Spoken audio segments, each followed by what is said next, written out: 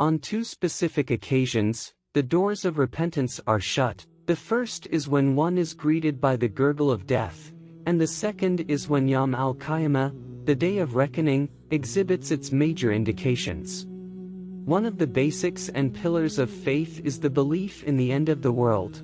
It is the day when everyone will receive their rightful rewards and punishment for their deeds, and they will all either enter paradise or hell according to their deeds. This is the reason that every prophet issued a prophecy about the day of judgment to his people. No angel or prophet has been given the knowledge of the hour of Qayamah. Only Allah is aware of the time of the last hour. But there are some signs that are mentioned in several hadiths that will surely occur before the Qayamah. Are they only waiting for the hour to take them by surprise? Yet some of its signs have already come true. Once it actually befalls them, will it not be too late to be mindful? Surah Muhammad ayah number 18. There are signs that have already happened in past, some are happening in the present and some has yet to happen. These warnings and signals are intended to alert people to impending calamity and to act as a reminder of how fleeting this world is to which we have become committed. We are also reminded of our role in the world and our small contribution to the bigger picture. If we were to group the indications by time period, they would be as follows. Events happened in the past. Splitting of the moon. A form of death, which will kill thousands of Muslims. The Muslim conquest of Jerusalem. The Muslim conquest of Constantinople. Two large groups of Muslims will fight in a war. A war between the Muslims and a reddish people with small eyes, wearing sandals made of hair. 30 impostors will appear, each thinking he is a prophet. Events happening in present. Naked, destitute, barefoot shepherds will compete in building tall buildings. The slave woman will give birth to her master or mistress. A trial which will enter every Arab household. Knowledge will be taken away, and ignorance will prevail. Wine will be drunk in great quantities. Zina will become widespread. Earthquakes will increase. Time will pass more quickly. Tribulations will prevail. Bloodshed will increase. A man will pass by the grave of another and wish he was in the latter's place. Trustworthiness will be lost, i.e., when authority is given to those who do not deserve it.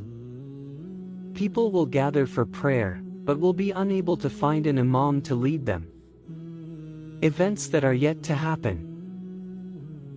The number of men will decrease, whilst the number of women will increase, until for every man there are 50 women. The Euphrates will reveal a treasure of gold, and many will die fighting over it, each one hoping to be the one who gains the treasure. The Romans will come to a place called Amak or Wabak, and an army of the best people will go forth from Medina to face them. The Muslim conquest of Rome. The Mahdi will appear, and be the Imam of the Muslims.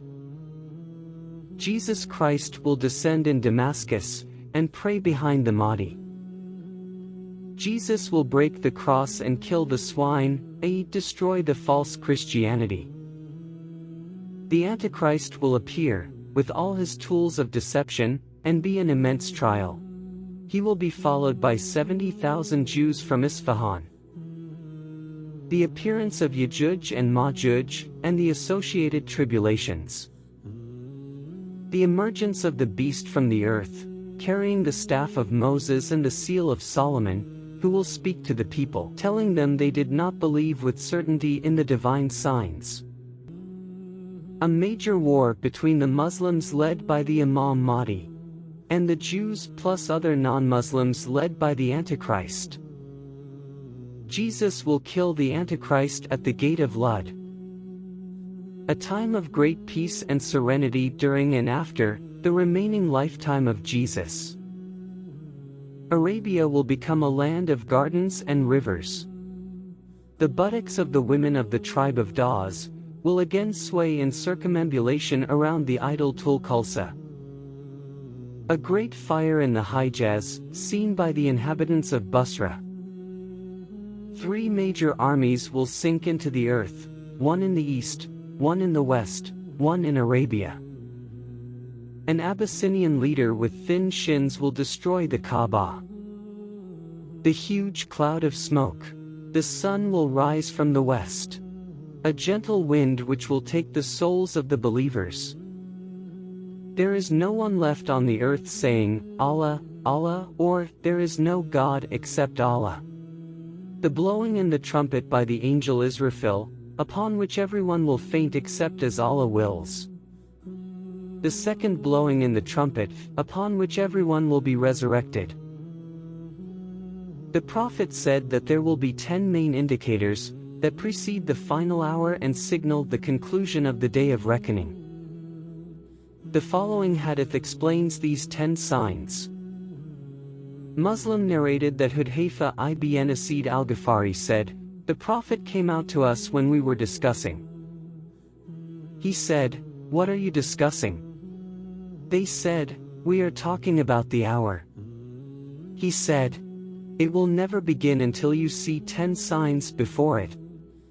He mentioned the smoke, the Dajjal, the beast, the rising of the sun from its place of setting, the descent of Isa ibn Maryam, Yajuj and Majuj, and 3 landslides, one in the east, one in the west and one in the Arabian Peninsula. And the last of that is a fire which will emerge from Yemen and drive the people to their place of gathering. It's possible that the day of reckoning is closer than we believe.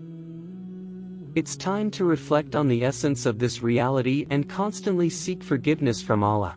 The end of this world is near, and we must do everything in our power to defend ourselves on the terrifying day of judgment, seek Allah's protection, and make the most of the time we do have to secure our hereafter. Man will always believe he has time, but this is not the case.